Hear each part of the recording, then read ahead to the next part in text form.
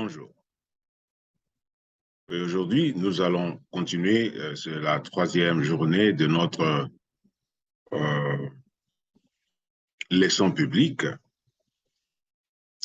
qui nous a été demandée par le RETAF, le réseau des théologiens africains et francophones, qui malheureusement ne se présente pas. Les administrateurs ont disparu et beaucoup de théologiens protestants francophones africains ne se présentent pas parce que je ne sais pas si c'est la recherche qui les embête. Mais de toute façon, nous allons continuer, c'est la troisième journée, toujours sur notre thème Théopnestie et texte sacré kamite, entre un canon et une appropriation africaine de la Bible. Après avoir fait l'introduction générale, et hier j'ai défini les concepts clés de mon intitulé, et aujourd'hui, je vais faire une analyse comparative, donc en donnant les rapports entre les textes sacrés kamites et la Bible chrétienne, donc la Sainte Bible occidentale. Si je dis la Bible chrétienne, c'est parce qu'il existe d'autres Bibles. C'est ce qu'on va découvrir. Hier, d'abord, nous l'avons découvert parce que j'ai parlé de la Bible copte, qui est aussi un texte sacré kamite africain. Et il y a aussi la Bible éthiopienne et peut-être d'autres Bibles noires ou quoi qui existent, mais qui ne sont peut-être pas connues, qu'on n'utilise pas. Mais ici, dans le cadre de la recherche, on doit mentionner tout ce qui existe, du moins tout ce que nous avons découvert à travers nos recherches. Donc, quand je parle de la Bible chrétienne, c'est par rapport à d'autres Bibles, comme la Bible copte, elle est chrétienne aussi, mais elle est donc égyptienne, et on parle du Christ et tout, mais la différence c'est que les autres parlent d'un Christ noir, on parle de Madonna, on parle de ceci. Alors, je ne veux pas entrer dans le détail, mais au moins, il faudrait que vous sachiez qu'il existe d'autres Bibles. C'est ainsi que je dois donner la précision de quelle Bible je parle. Nos différentes investigations ne nous permettent pas de douter un instant qu'il y ait eu des rapports, soit d'émanation, d'emprunt, de plagiat ou d'inspiration entre les textes sacrés kamites et la Bible. Ce sont peut-être ces trouvailles-là qui dérangent, mais ce n'est qu'une recherche.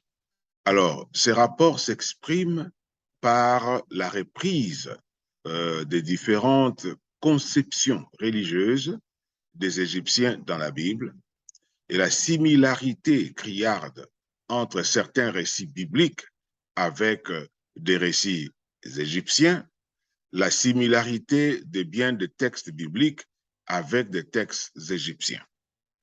Lorsqu'on considère l'antériorité des concepts religieux, récits et textes égyptiens par rapport à la Bible, il y a lieu d'avancer l'hypothèse selon laquelle les auteurs supposés de la Bible n'étaient pas ignorants de ces données des textes égyptiens. Alors, de quoi s'agit-il exactement? Je vais essayer de relever quelques similarités que j'ai pu retrouver à travers mes recherches. Quelques conceptions égyptiennes que l'on retrouve aussi dans la Bible. Dans son ouvrage intitulé Nile Value Contribution to Civilization, Anthony T. Brother énumère quelques références aux conceptions religieuses émergeant du livre de la sortie du jour que l'on retrouve aussi dans la Bible. Je vais donner quelques-unes ici, ce n'est pas tout. Donc, premièrement, l'existence du ciel. la notion de l'existence du ciel donc, a existé d'abord chez les Égyptiens, pour la toute première fois dans l'histoire. Et puis, on retrouve aussi cette notion dans la Bible. Donc, quand on relève ça, c'est pour montrer que ça n'a pas commencé dans la Bible. Ça a commencé avant la Bible, chez les Égyptiens. Alors, deuxièmement, l'âme de l'homme allant au ciel. Lorsqu'on dit que quand quelqu'un meurt, son âme va au ciel, tout ça, cette conception-là est d'abord, initialement, égyptienne. Donc, ça a commencé en Égypte. Donc, les premiers hommes qui ont pensé ou qui ont cru qu'après la mort, l'âme va au ciel sont les Égyptiens. Et c'est ce que nous trouvons aussi dans la Bible. Troisièmement, l'âme de l'homme assise sur le trône à côté de Dieu. Alors, comme nous voyons dans la Bible, surtout dans ce qui concerne l'eschatologie, que lorsque quelqu'un meurt, vous allez, si vous avez cru en Jésus-Christ, vous allez, quand le Seigneur reviendra, il prendra ceux qui ont cru en lui, il ira avec eux, et puis ils seront assis avec lui dans le ciel. Lui-même est assis sur le trône à côté de Dieu, donc à la droite de Dieu le Père. Quatrièmement, il y a donc le repas béni céleste de l'arbre de la vie. Alors, l'arbre de la vie, comme on en parle dans le livre de Genèse, je crois, là où, je crois même le chapitre 3, où on a parlé de la chute, on a dit que tu peux manger de tout, mais quant à l'arbre de la vie, il ne faut pas y toucher parce que si tu y touches, tu mourras sûrement. C'est le diable, le serpent, donc il avait dit ça à Ève. Et voilà. Donc, mais cette notion de l'arbre de vie, ou qui est quelque chose que l'on peut manger, donc céleste, c'est ça, mais il y a aussi l'arbre de vie après. Donc, on en parle aussi dans un autre sens dans l'Apocalypse, un repas ou un festin céleste pour ceux qui auront tenu jusqu'à la fin de leur foi en Christ. Bon, cinquièmement, Dieu modelant l'homme à partir de l'argile. C'est l'un des premiers récits que nous voyons comment Dieu créa l'homme, donc bien qu'on dit qu'il créa ex nihilo, mais on peut voir qu'il a utilisé de l'argile, qu'il a façonné, qu'il a modelé, qu'il insuffla le souffle de vie, et l'homme devint un être vivant. Alors, cette conception-là de Dieu modelant l'homme à partir de l'argile a existé d'abord chez les Égyptiens. Les Égyptiens ont été les premiers à concevoir qui est une création de cette manière-là. Alors, il y a des concepts moraux du bien et du mal. Donc, l'éthique, faire le bien, éviter le mal. Donc, les summum bonum, la recherche du bien. Donc, ça a existé d'abord chez les Égyptiens. Donc, avant que ça existe dans d'autres cultures, notamment dans la culture judéo-chrétienne. Alors, la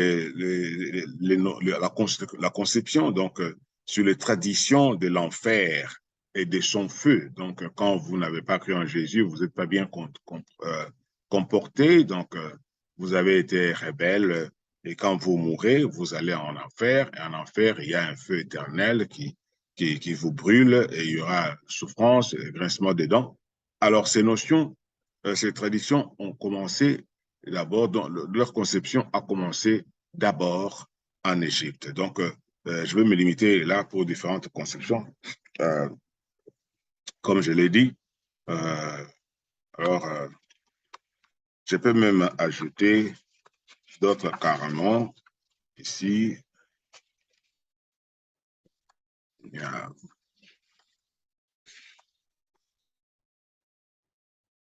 y a même la notion de l'annonciation, comme à l'époque de la naissance du Christ. On a vu aussi l'annonciation, mais je vais revenir à cela plus tard. Alors, B.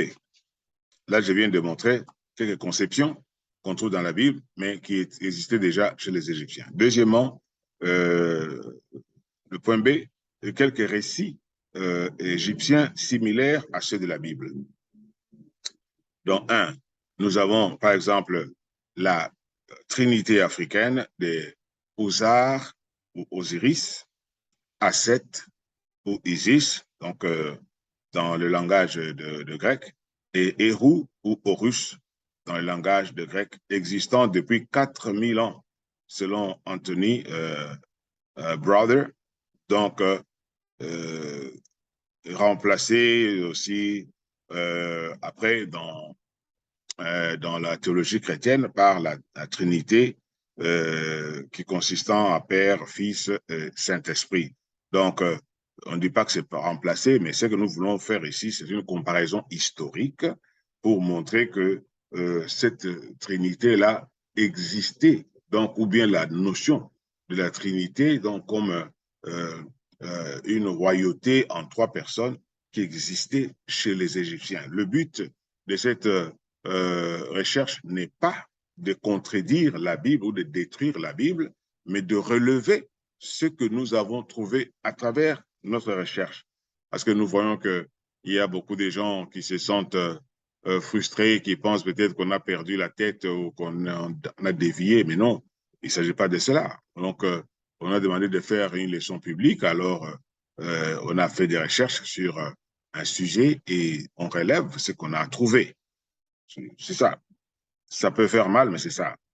Alors, deux, le concept égyptien, par exemple, de la naissance virginale, la résurrection et les saluts.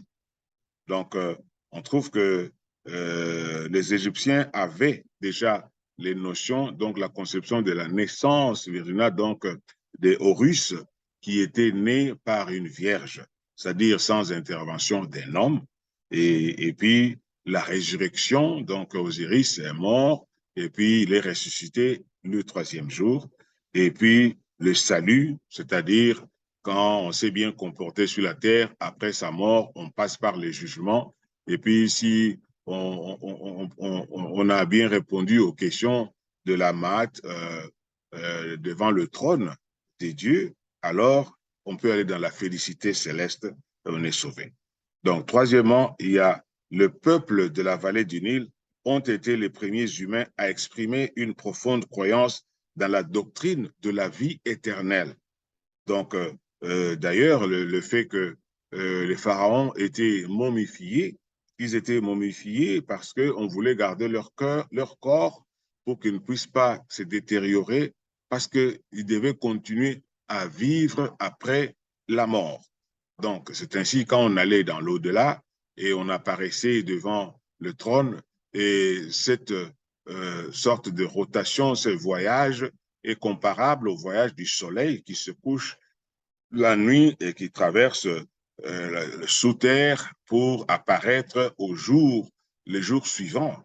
Alors, c'est ainsi que leur conception de la résurrection était que quand quelqu'un meurt, même le pharaon, même comme Osiris, il meurt, mais il continue à voyager et on fait de prières, on fait des incantations quelque peu magiques qui gardent son âme contre les écueils qu'il trouve sur le chemin, les combats avec des démons, des serpents, tout ça. S'il traverse tout ça, alors il peut réapparaître donc au jour et avoir encore de l'influence sur la vie des hommes. Alors nous voyons aussi cette notion dans la Bible, dans le Nouveau Testament, sur la vie éternelle. C'est la raison pour laquelle d'abord les gens croient pour qu'ils aient la vie éternelle. Donc là, j'ai donné quelques récits. C'est pas tout, il y en a beaucoup, mais à cause du temps, je donne les récits essentiels. Alors, c'est le point C. Là, je vais donner maintenant quelques similarités donc, entre les textes égyptiens et les textes bibliques. Il y a quelques similarités entre les textes égyptiens et les textes bibliques. Il est intéressant et curieux de constater des sérieuses similitudes entre les textes kamites, donc égyptiens, et bien des textes bibliques. Eh bien, dans son article intitulé Des emprunts égyptiens dans la Bible, Scott Bailey, constatant ces ressemblances criardes, s'est demandé comme nous si la Bible est totalement inspiré des dieux ou aussi par des textes d'autres cultures.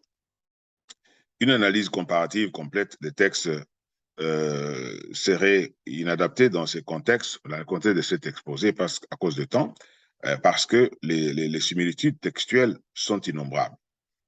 Mais nous allons quand même en épingler quelques-unes, peut-être 3 ou 4 ou 5 pour essayer d'étayer notre propos.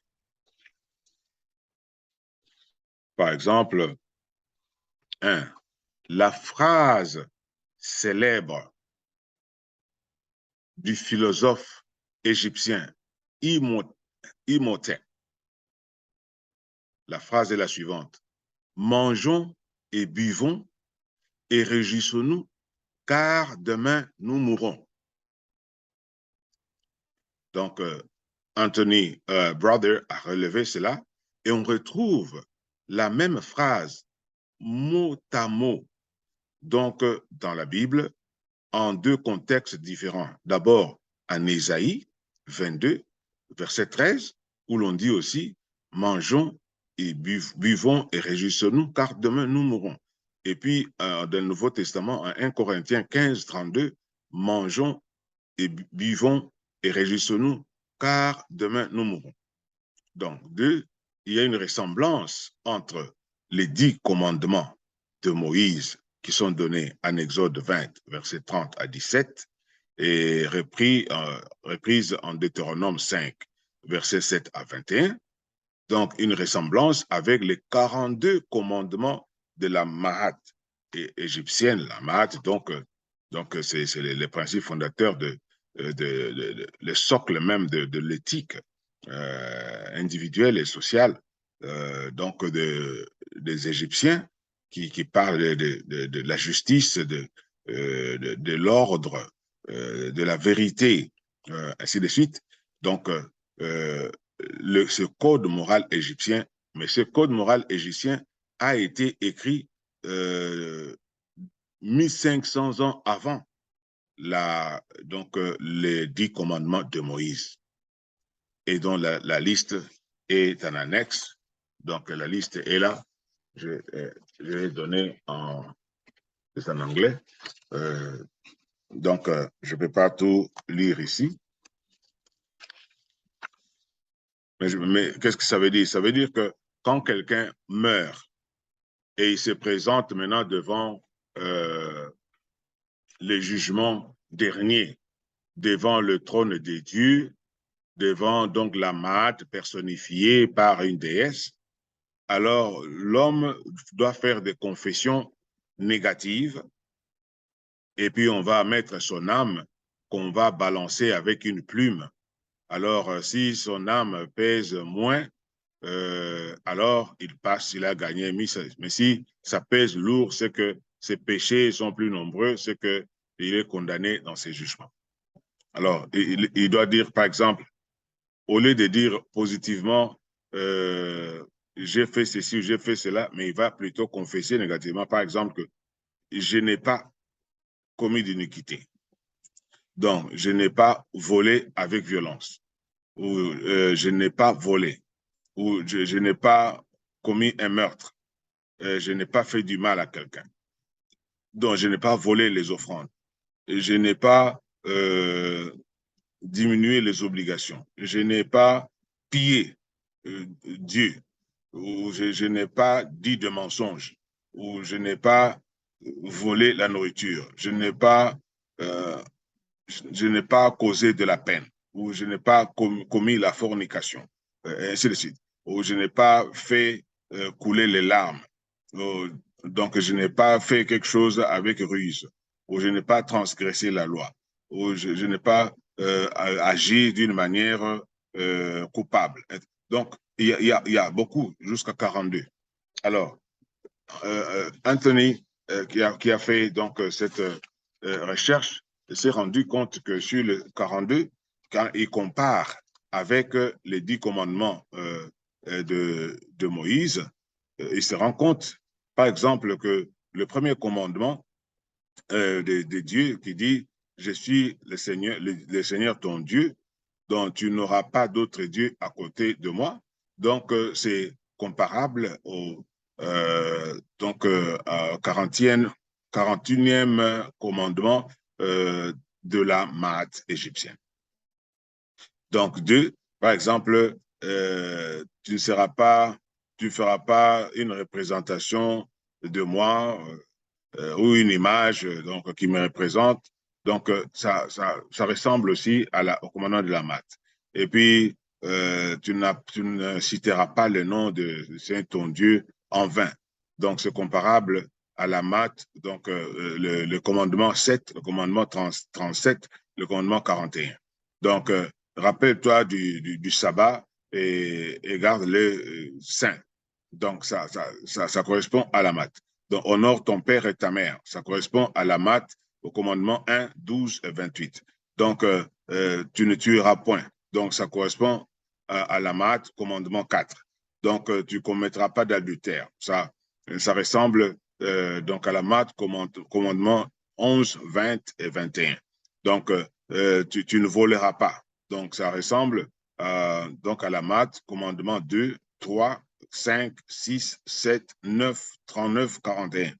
Donc, tu ne feras pas un faux témoignage contre ton voisin. Ça ressemble au commandement de la Maat 8, 13, 18 et 29. Donc, tu ne convoiteras pas ton, ton voisin ou la femme de ton voisin.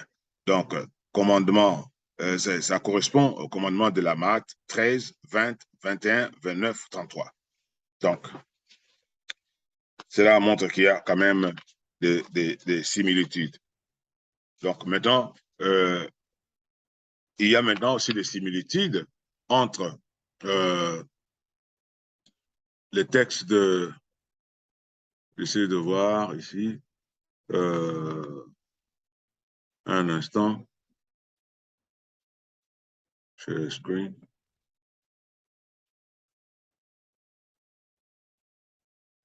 Bon, j'essaie de voir ici la similitude qu'il y a entre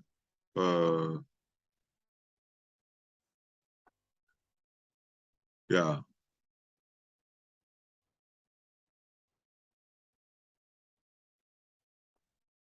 excusez-moi. Donc, la similitude qu'il y a, comme vous pouvez le voir sur l'écran, ici, ceux qui peuvent lire le français, vous voyez que donc l'article que j'ai évoqué montre des emprunts égyptiens dans la Bible, donc donnés par, comme vous voyez là, Scott Bailey, et traduit, adapté et résumé par Vincent MT. Donc, donc là, on voit très bien que Adolf Hermann, un égyptologue allemand, hein, ici, allemand, a été un des premiers à soutenir que le livre de Proverbes attribué au roi Salomon, donc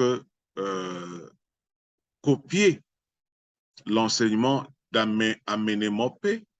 Donc, le livre de Proverbes aurait été écrit vers 9e et 8e siècle avant Jésus-Christ, mais l'enseignement d'Amenémopé donc, avait été écrit vers le 13e et 10e siècle avant Jésus-Christ, c'est-à-dire avant les livres de Proverbes. Donc, et le livre d'Amenémopé, c'est un ouvrage de sagesse égyptienne. Donc, aujourd'hui, la majorité des chercheurs s'accordent donc pour reconnaître un lien littéraire entre les deux textes. Même certains remettent en question la nature et l'essence de ces liens, mais beaucoup trouvent qu'il y a un lien entre les deux, et il y a même des hypothèses qui montrent que le livre des Proverbes aurait copié la sagesse égyptienne d'Amenénope. Alors, comment est-ce qu'on peut prouver cela? On dit par exemple, sur le plan de la structure, hein, on voit que le livre, donc tous les deux livres commencent par une exhortation à écouter, à entendre le proverbe et à les conserver. Soit on voit ça en Proverbe 22, versets 17 à 18, Et on voit ça en même temps en Amenénopée 3, 9 à 10. Même chose. OK. Et deuxièmement, il y a les deux, les deux textes garantissent le bénéfice apporté par l'écoute de ces paroles. Dans le proverbe. On voit ça en Proverbe 18 à 19, verset 21, et puis Amenénopée 3, 11 à 16. Bon, nous voyons les deux textes avertissent de ne pas voler le pauvre.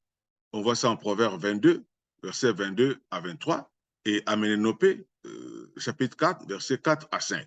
Donc, ni de se lier d'amitié avec des gens colériques. Proverbe 22, 24, Amenénopée 11, 13 à 14. Ni de retirer des balises des terrains. Proverbe 22, 28, 23, 10 à 11. Amenénopée 7, 12 à 19, 8, 9 à 10, ni de courir après les richesses.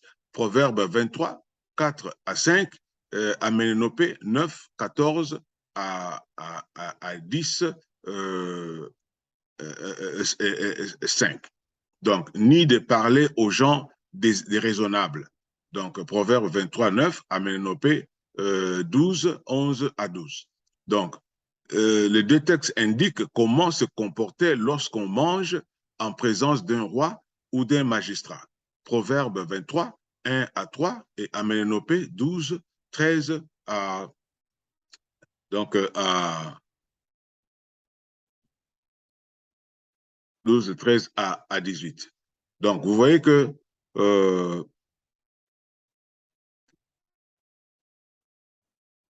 ouais. Donc, j'essaie maintenant de faire partir cela. OK, au sujet. C'est pour dire que là, je vous ai donné la comparaison que Anthony Brother a fait pour euh, cette histoire-là. Il a montré comment les deux choses, les deux textes se ressemblent. Les deux textes se ressemblent. Donc, alors, il y a lieu de dire que, de se poser la question, qui aurait copié l'autre? Est-ce que c'est Amenénopée qui aurait copié la Bible ou c'est la Bible qui aurait copié donc Amenénopée, donc la sagesse égyptienne? Alors, il y a une autre similitude maintenant, c'est la similitude entre l'hymne d'Akhenaton et le psaume 104. Donc, on voit le psaume 104 qui serait attribué au roi David comme auteur, et on voit maintenant l'hymne donc d'Akhenaton à Aton comme Dieu, parce que les dieux égyptiens étaient aussi appelés Aton.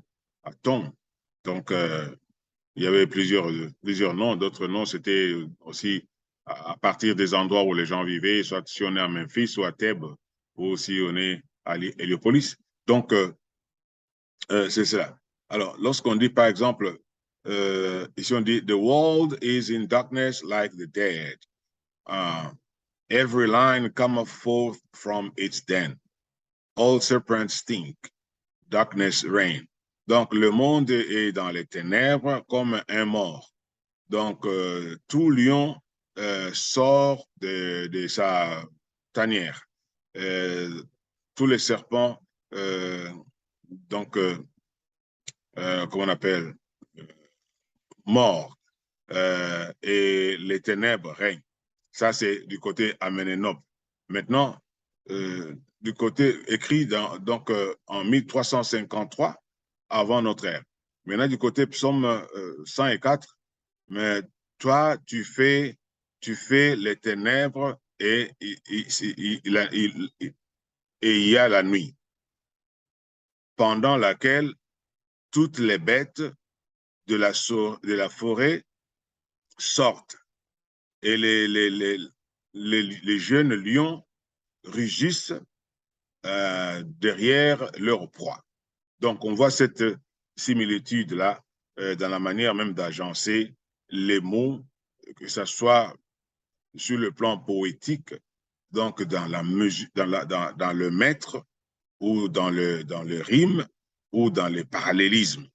Parce que la poésie hébraïque s'est faite sur base de parallélisme.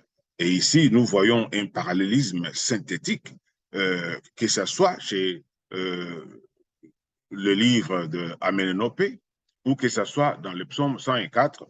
Alors, il y a non seulement le style, mais il y a aussi la structure et il y a aussi le mètre, donc le nombre de syllabes, le nombre de mots qu'on utilise pour faire la poésie. Ça ne se fait pas comme la poésie française, seulement avec des rimes, avec des vers et tout ça. Il y a aussi des vers, mais ici, ça se fait avec des parallélismes.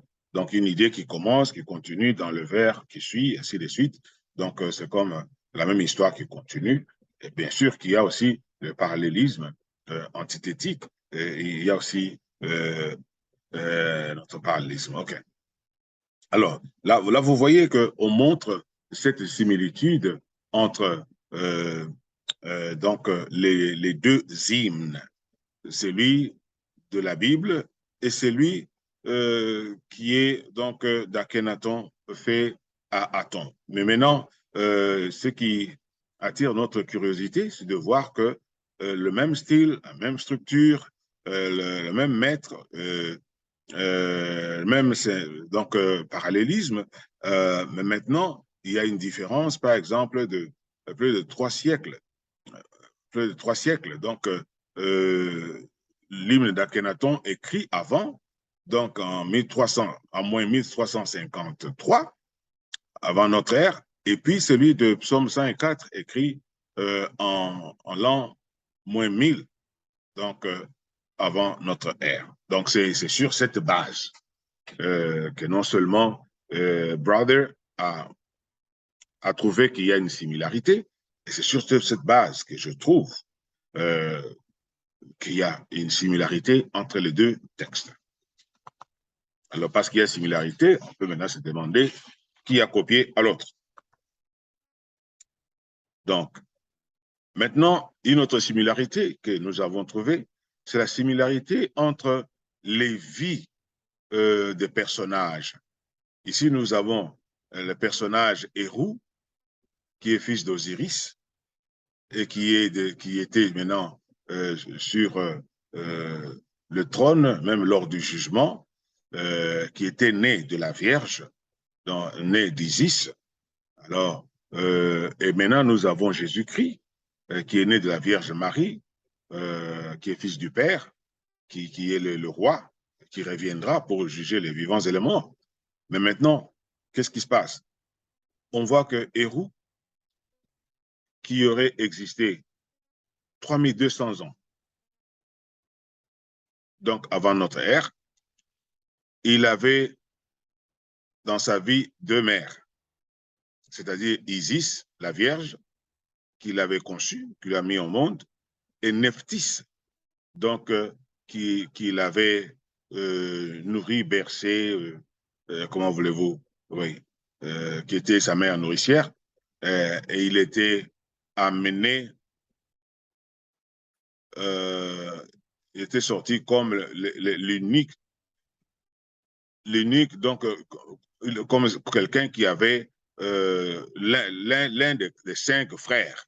C'est comme s'il avait aussi 4 frères, d'après certains textes donc égyptiens. Et puis on voit Jésus, bon, je n'ai pas dit forcément le Christ, Jésus avait connu aussi 2 mamans dans sa vie, Marie, la Vierge qu'il avait conçue, qu'il avait mise au monde, et aussi Marie, la femme de Cléophas, donc qu'il avait élevé avec l'un de ses 5 enfants. Comprenez? Oui. Donc, il y a 5 enfants ici. Parce que selon les protestants, Marie aurait eu d'autres enfants après Jésus. Mais selon les catholiques, avec l'Immaculée Conception et tout ça, donc après Jésus, il n'y a pas eu d'autres enfants. Avec ces enfants-là qui étaient nés d'une manière miraculeuse par l'intervention divine. Nous voyons par exemple Horus, donc était avec sa mère, la Vierge, jusqu'à l'âge de 12 ans. Après cet âge-là, il était transformé il était devenu le fils bien-aimé des dieux et le fils unique du Père, donc au ciel. Ça, c'est Hérou ou Horus. Et nous voyons pour Jésus, Jésus est resté avec sa mère, la Vierge, dont la Vierge Marie, jusqu'à l'âge de 12 ans. Et après, il la quitta. Il dit à sa mère, donc il a disparu quand ils étaient quelque part à Jérusalem, parce qu'il devait s'occuper des choses de son père, donc de l'œuvre de son père. Et quand il est allé parler avec les vieux ou les anciens dans le temple. Donc on voit que pour Horus ou Hérou, donc à partir de l'âge de 12 ans jusqu'à 30 ans, il n'y a pas tellement d'histoire sur le Christ. On ne sait pas qu'est-ce qu'il a fait, à part qu'on l'avait fui avec lui en Égypte, mais on ne sait pas exactement ce qu'il a fait pendant tout ce laps de temps-là, jusqu'à ce qu'il est revenu commencer son ministère en Judée. Alors, on voit la même chose aussi à l'âge de 13 ans. Qu'est-ce que dit? Jusqu'à... Là, je parlais de Horus, sorry. Donc, je voulais seulement dire qu'il n'y a pas de record, il n'y a pas d'histoire de Horus de 12 ans à 30 ans. Alors, on voit ce Jésus aussi, 12 ans, on a vu ce qu'il a fait au temple et tout ça, les parents les chercher, et puis on a fui avec lui en Égypte, mais il n'y a pas d'histoire, on ne raconte pas qu'est-ce que Jésus était, qu'est-ce qu'il a fait de l'âge de 12 ans jusqu'à l'âge de 30 ans. Donc, on voit qu'à 30 ans, Horus est devenu adulte et il est baptisé par Anoup. Et on voit aussi que Jésus, donc à l'âge de 30 ans, donc, il s'est fait baptiser par Jean-Baptiste. Alors, il y a encore beaucoup de similarités. Par exemple, on voit que Horus, donc dans son baptême, il a connu une transformation. Il est devenu le fils bien-aimé et l'unique fils du Père, et le Saint-Esprit est descendu sur lui sous forme d'un oiseau. Ça, c'est Héru ou Horus, donc dans l'histoire égyptienne. Mais maintenant, on voit dans la Bible aussi Jésus aussi, pendant son baptême, une voix est sortie du ciel en disant que tu es mon fils bien-aimé, je t'ai engendré. Donc c'est le Fils unique de Dieu le Père, et le Saint-Esprit est descendu sur lui sous forme de colombe. Alors, ces similarités criardes entre les deux textes ne peuvent pas laisser un chercheur comme moi insouciant. Alors, je dois me poser des questions, mais comment ça se passe? D'où ça vient? La Bible est inspirée des dieux. J'ai montré que dans la Théopnestie, c'est une dictée des dieux aux auteurs. Mais ici, je vois, je lis clairement qu'il y a un autre texte qui a existé plus de 3000 ans avant, qui dit exactement la même chose sur un autre personnage. Alors, c'est de là que moi, je me suis posé des questions en tant que théologien, pas en tant que monseigneur. En tant que monseigneur, je prêche la croyance, la foi de mon Église, mais je parle ici en tant que chercheur. Je ne veux pas que les gens puissent me prendre là-dessus. Je parle en tant que professeur de théologie et non en tant que monseigneur. Donc, il y a cette similarité-là. Et maintenant, après avoir cité le professeur Dr. Charles Coffer, professeur d'Ancien Testament à l'Interdenominational Theological Center d'Atlanta, qui déclara sur le rôle de l'Égypte dans l'Ancien Testament qu'aucun autre pays n'est cité dans l'Ancien Testament comme l'Égypte. On a cité beaucoup de part en part l'Égypte dans l'Ancien Testament. Alors, il a déclaré que pour comprendre Israël, on doit bien regarder dans l'Égypte. il faut bien comprendre l'Égypte pour bien comprendre Israël, parce que leurs histoires sont mêlées. Bon, selon l'histoire biblique, ces gens ont été esclaves en Égypte pendant 430 ans. Donc, ça va de soi, quoi. Donc, ça, c'est ce qu'affirme Anthony Brother. Et il affirme aussi que les récits sur Osar, Osar, c'est l'autre nom pour euh, Osiris. Donc, et puis les récits sur Osar, Aset et Hérou, ça c'est dans leur nom égyptien. Donc Osiris, Isis et Horus. Alors, ce récit est le premier dans l'histoire connue de l'humanité d'une famille royale, donc en trois, donc d'une trinité. Donc, et puis il y a l'Immaculée Conception, la naissance virginale et la résurrection. Comprenez?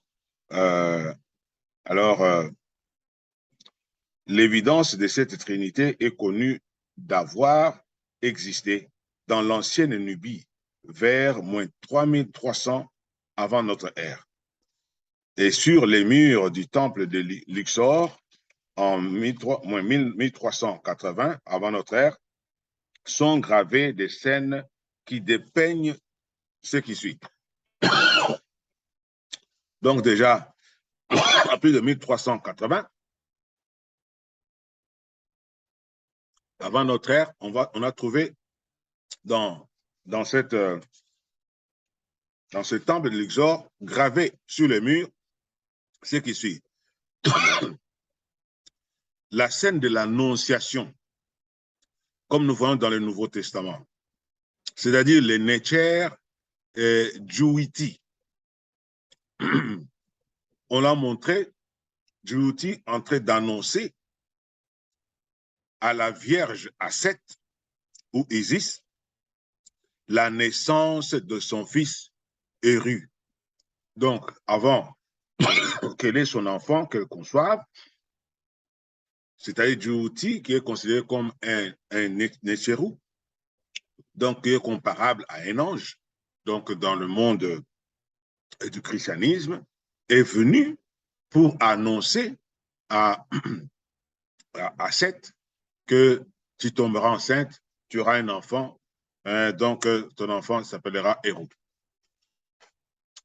Alors, c'est ce qu'on trouve un peu comparable avec l'ange, je crois, Gabriel, qui est venu aussi annoncer à Marie, la mère de Jésus, que tu tomberas enceinte, le Saint-Esprit descendra sur toi, et puis tu dois donner naissance à un enfant. Moi je ne connais pas de femmes, comment le Saint-Esprit va descendre et tu auras un enfant.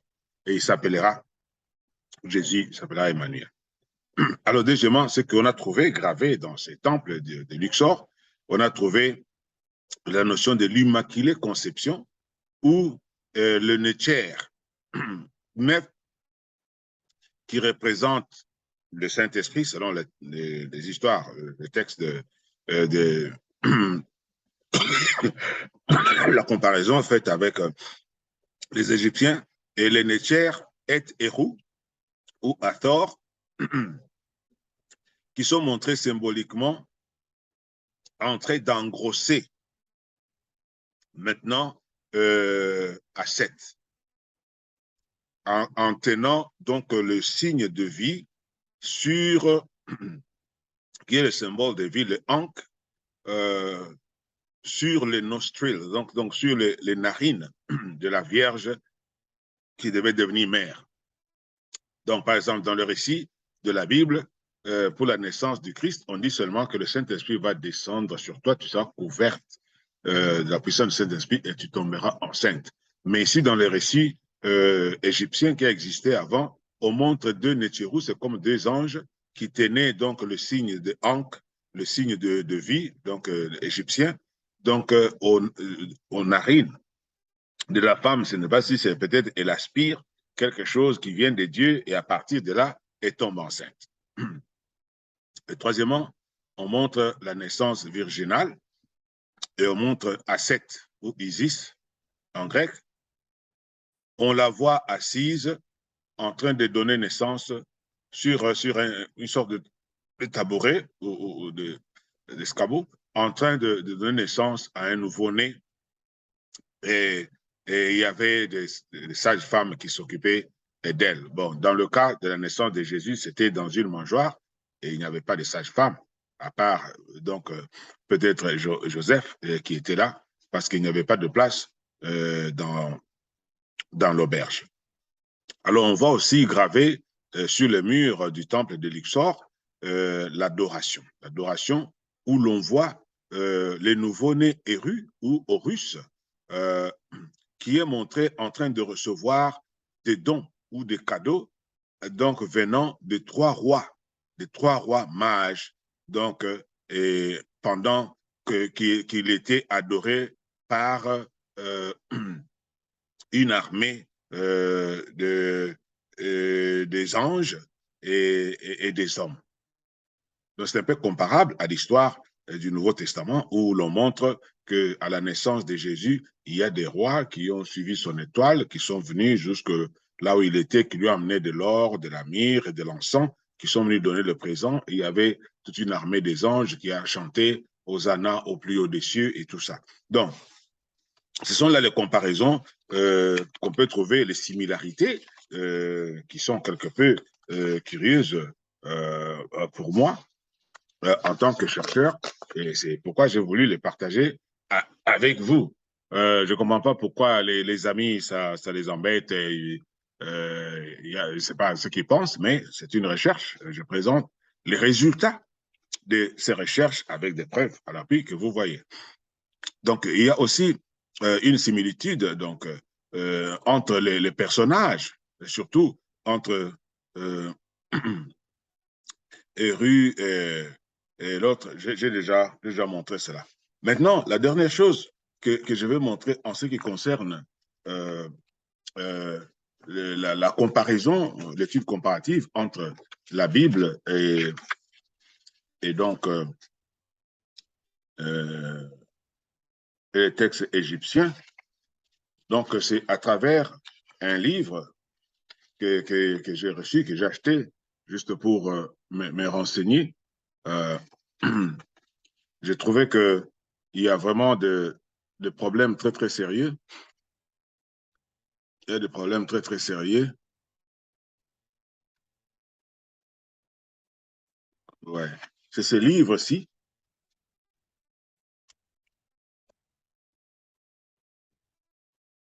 The Africans Who Wrote the Bible.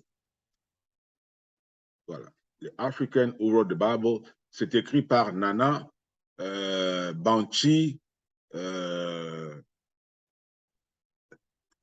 Darkwa, PhD. C'est un professeur PhD qui a écrit cela. Alors lui, comme vous voyez déjà par le titre, il parle des Africains qui ont écrit la Bible.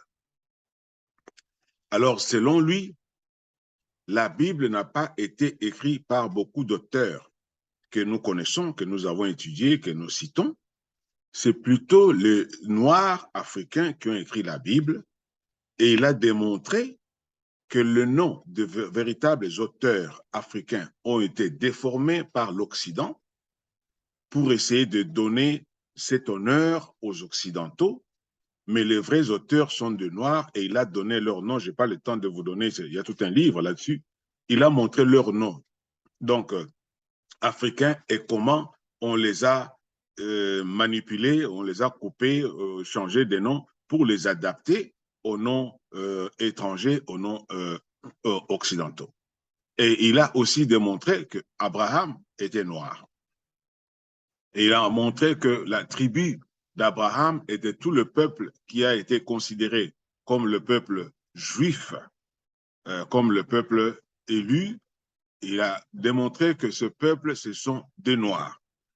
Et ce sont des Noirs qui appartiennent, après l'Égypte, ils sont rentrés au Ghana, à Ali Béné, donc de la tribu Akan et du peuple Kwahu.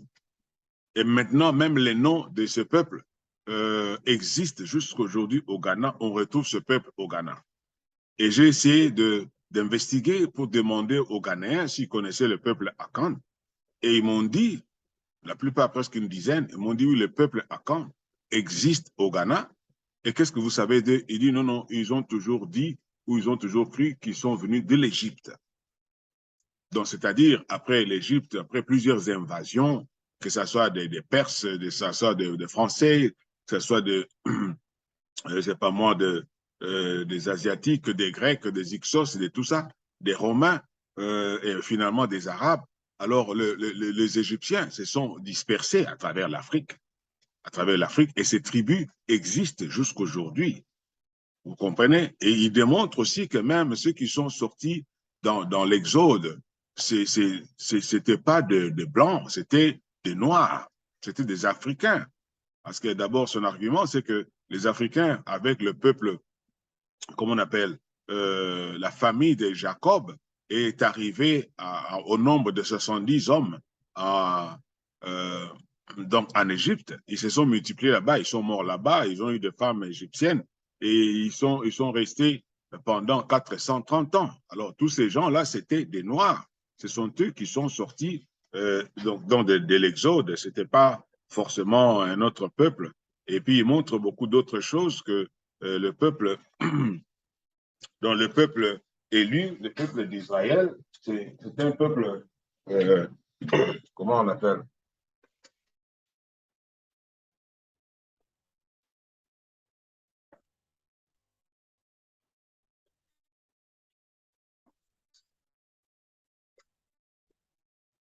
Excusez-moi. Donc, c'est pas, ce sont des Noirs, donc ceux qu'on appelle peuple d'Israël. Et il y a aussi un auteur ici, Shlomo Sand, avec son livre là, Shlomo Sand. Il a écrit deux livres que j'ai ici. Euh, L'invention du peuple juif. Donc, il montre que le peuple juif a été inventé. Donc, ce qu'on connaît comme les juifs, ce ne sont pas les juifs. Les vrais juifs, selon Nana Bianchi, ce sont des noirs.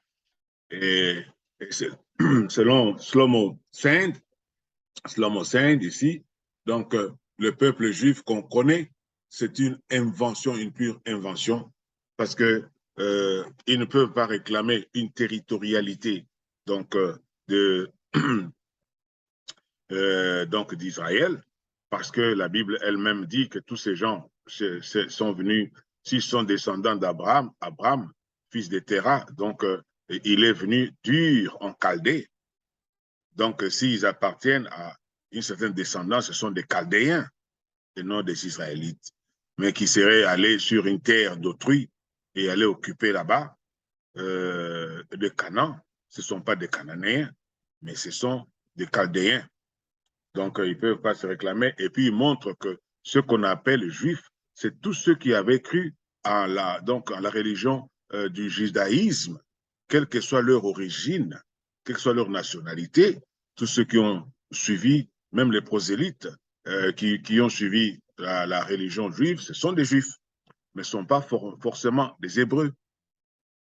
Alors, ça, ce sont des choses que l'on trouve. Alors, qu'est-ce que je veux dire par là? Donc, en suivant ces différentes recherches qui remettent en doute le peuple d'Israël qu'on connaît, et en montrant que beaucoup d'auteurs qui sont dans la Bible sont des Noirs, ce ne sont pas les auteurs que nous connaissons, parce que, par exemple, ils se demandent si ce sont des Juifs qui ont écrit la Bible ou le Nouveau Testament, comment est-ce qu'ils ont des noms comme Matthieu, Marc, Luc, Jean, ce ne sont pas des noms juifs.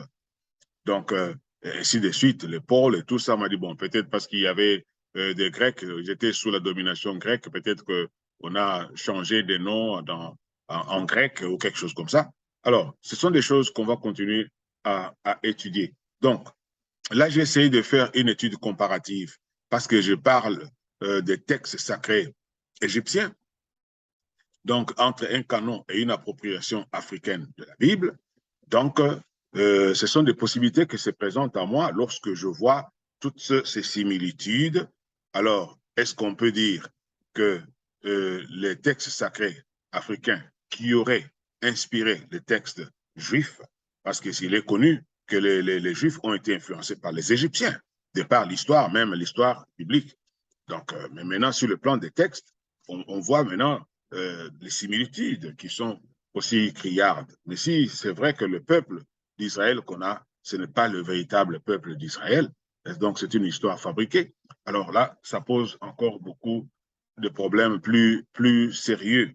C'est ainsi que je vais me limiter seulement au texte, parce que c'est mon propos, et est-ce qu'il faudrait maintenant reconnaître certains textes grecs, égyptiens, comme étant des textes qui ont inspiré ou influencé dans une certaine mesure les textes de la Bible, donc les textes canoniques qui ont été retenus, ou bien est-ce qu'il faut croire que la Bible a été inspirée d'une manière mécanique directement par Dieu, parce qu'il est écrit que c'est poussé par le Saint-Esprit que les hommes ont écrit, ont parlé des dieux.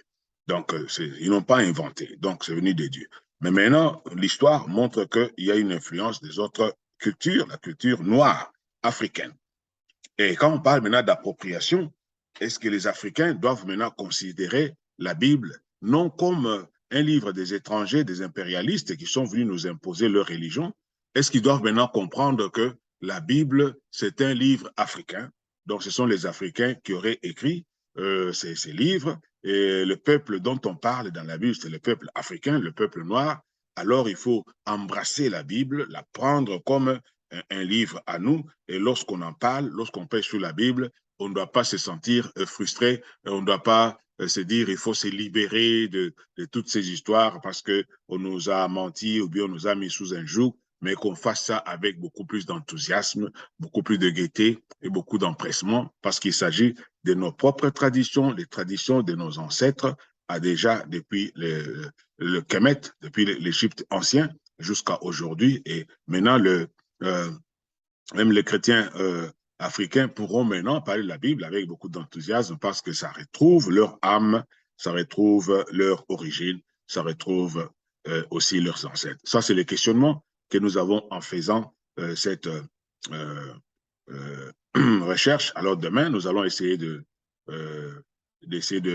voir qu'est-ce que nous avons trouvé d'une manière générale et puis comment on peut discuter ce que nous avons trouvé avant de conclure notre leçon publique. Merci beaucoup de nous avoir suivis et vraiment que nous puissions nous retrouver la prochaine fois pour la continuation de notre leçon publique.